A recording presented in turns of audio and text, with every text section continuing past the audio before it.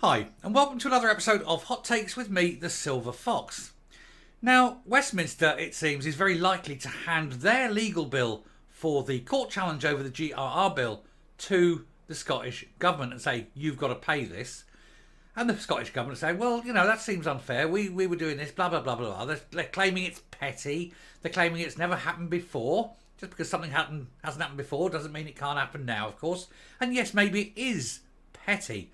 But I ask you, ladies and gentlemen, if you went to court with someone and you won, you'd expect them to pay your legal bill. That's what happens. And so, you've got to do this now. You've got to show the SNP government of Scotland that if they want to keep taking things to court and keep losing, then there will be a reckoning. And that reckoning will be the form of a bill. There's the bill. But I personally think they shouldn't be charging the Scottish Government. They should be charging the party. It was, after all, SNP policy, not government policy, that led to this going to court. And so it should be the SNP that handed the bill, not the Scottish taxpayer.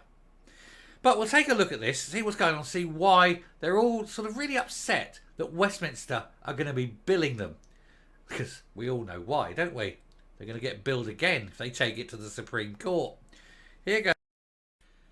So, SNP government likely to be charged Westminster's £150,000 legal fees over their failed gender court challenge. And of course, if they want to go, we'll go up to the Supreme Court, and they know that there's going to be an even bigger bill, they may think twice. Scottish Government sources have branded the move as petty, as Alister Jack leaning towards billing Holyrood ministers for the legal costs of the gender court challenge of Westminster. After all, it was they who took Westminster to court, and since Westminster won, they're entitled to their legal costs. Like I say, if it was you as a private citizen doing it, you'd have yours paid by the losing side. That seems fair. They're the ones who wanted to take it to court. They're the ones who pay. The UK government is likely to charge Holyrood for its £150,000 legal fees after a failed court challenge on gender reforms. Scottish Secretary Alister Jack is understood to be leaning in favour of the unprecedented move, which would see the Scottish Government costs for the court battle reach almost £400,000. And I don't blame him for doing it, but I do think that since it wasn't the government that presented this policy, it was a party political decision. It was the SNP who decided to do this. I do think the fee needs to be charged to the SNP, and all future legal fees and challenges like that must be paid by the party that brings the case. Anyway, Scottish Secretary Alister Jack. Just literally just done that bit. That's what happens. I do a tangent, I come back, and then I forget where I am. Scottish ministers confirmed that they have spent $230,000 already on the failed court case over the UK government's block of the Scotland's Gender Recognition Reform Act. Much, of course, once that decision was made, was a great relief to the many women in Scotland who don't want to be sharing places with men, especially very single-sex places, especially. A ruling by the court session on Friday deemed the UK government acted lawfully, but First Minister Humza Yousaf is now considering whether to appeal the decision. Excuse me. Now, if he decides to appeal it, and he knows that not only will he have his own legal fees, but he will also have Westminster's legal fees, then it seems that that may change his decision. And on a little side note, I'm going to tangent again, but this is a relative tangent. At the beginning of this, Humza said he would only go to the Court of Appeal, only appeal this decision, if the legal advice he took showed there was a chance of winning. He then refused to reveal that legal advice. I think now is the time, now that the case is over, that it is time that he revealed the legal advice. And if the legal advice was that they would not likely to win, then the whole legal bill, £400,000, should not be paid by the taxpayer because the government knew they couldn't win it, and it should be burdened by they themselves, not the party, but the individual ministers of that government who took the decision against legal advice.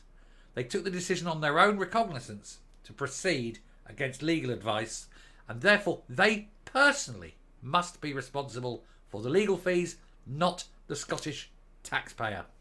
Tell me in the comments if you think I'm right, and I know what the answer's going to be there, ladies and gentlemen.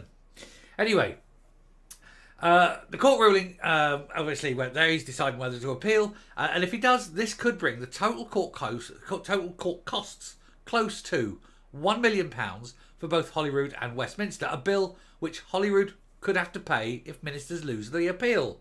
And of course, they're very, very likely to.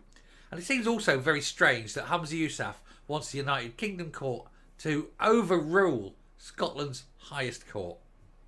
Bit hypocritical there. Sources close to the UK government said that asking Holyrood to pay legal fees would be unusual, given it's never happened before, but ministers feel that the Scottish government overstepped when they passed the law. And the Scottish government source branded the move petty. It may well be, but it's perfectly acceptable, even if it's not happened before and it seems petty. But sometimes petty is what gets stuff done. They said it would be typically petty position for the Tories to take, but if they did go down that road, we could ask to be reimbursed for Scotland's share of the nearly 300 million and rising costs of the absurd failing UK government proposal to disregard human rights laws and shunt asylum seekers to Rwanda. Totally disconnected. Nothing at all. Because that is a United Kingdom reserved matter.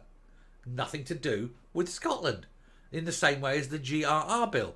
And if you want to try and take the government to court over the absurd scheme of Rwanda, as you call it, feel free to do so. But again, you'll lose and you'll have an even higher legal bill. And also Westminster's bill when they win, because it is a reserved matter. You cannot compare apples and pears. Stick to the subject at hand.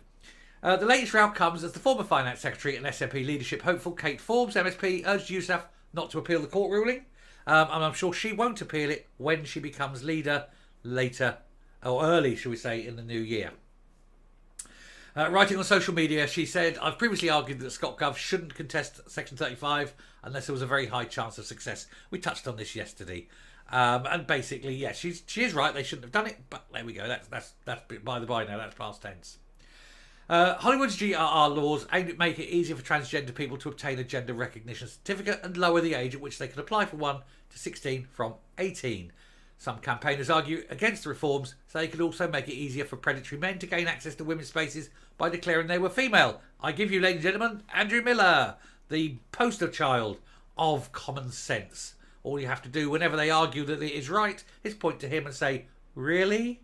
Also, they're saying you can make this decision at 16 because you're mature enough, and yet they won't jail you for the R of a child at 25 because you're not mature enough. Which is it? Do pick an age. Let's stick with it. Let's have one age and say, yeah, that's the age, rather than chop and change according to whatever is politically useful for you.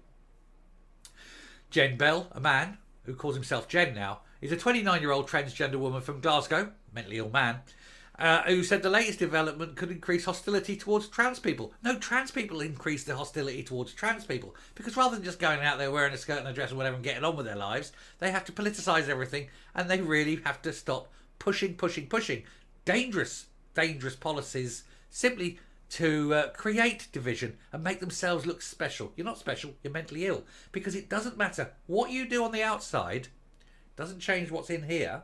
If you're not happy with your outside body because I should have been a lady, blah, blah, blah, blah, blah, doesn't matter. Doesn't matter. You can put on as many frocks and as much lippy as you like. Call yourself Susan or Jen. Doesn't matter. You're still a man and you still have the same mental problems. It's psychiatry you need, not operations. Anyway, previous policy analysis firm Murray Blackburn Mackenzie said the ruling vindicates the concerns raised by grassroots feminist campaigners and, of course, reflects the will of the huge, vast majority, 99% of people, not just in Scotland, not just in the UK, but around the world. Because, you know, common sense and all that. I'm coming up. So, presented with huge bills and ever-increasing bills, there comes a point when even the people in the SNP must say to Humza Yousaf, well, yeah, no, stop what you're doing, you know? Now, obviously we did the thing where Kate Forbes came out and said, stop it. And she, she's a big hitter. She's a big gun in the party. And I think others will now start aligning themselves internally, even if they're not aligned with her as in any other way. I think they'll start to see that in this particular case she has a point, and they'll align herself with that viewpoint. Enough's enough. Now's the time to stop. And sod the Greens. It doesn't matter. It doesn't matter what the Greens do now. They won't go. We all know that, because they just like power, don't they? Can't wield it. They're bloody useless at it, but they like it.